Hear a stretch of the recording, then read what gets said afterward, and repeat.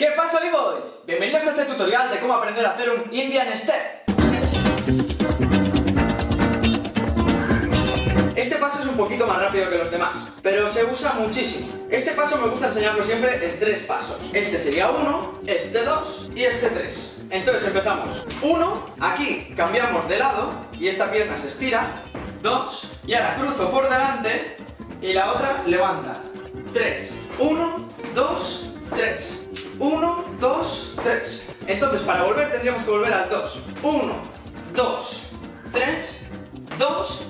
Y ahora aquí hacemos media vuelta y estamos detrás como al principio. Entonces hacemos 1, pero con el otro pie.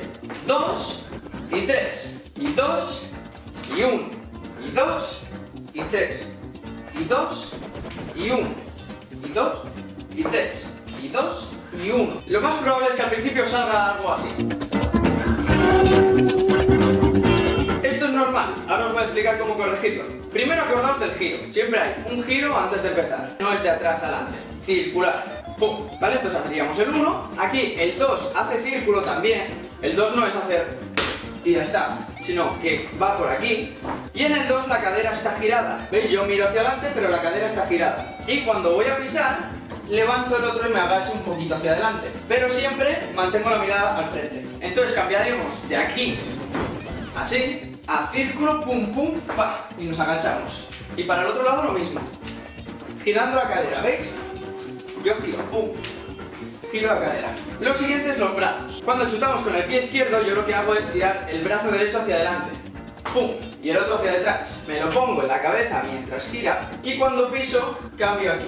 ¡Pum! Entonces luego cuando vuelvo, lo mismo. Aquí con el izquierdo, cambio, levanto aquí y derecho.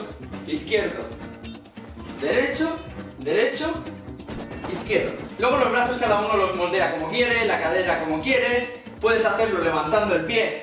Hay gente que lo hace pisando. Esto como te vaya mejor. Variaciones de este paso. Por ejemplo, repetir el paso 3 y el 2. ¿Vale? Cuando llegamos aquí en el 3, 2, 3, 2, 3, 2, 3. Otra variación, que cuando estéis en el paso 3, os giréis hacia atrás y volvéis a hacerlo con el mismo pie y volváis a girar hacia adelante. Es decir, esto. 1, 2, 3. 1, 2, 3. 1, 2, 3.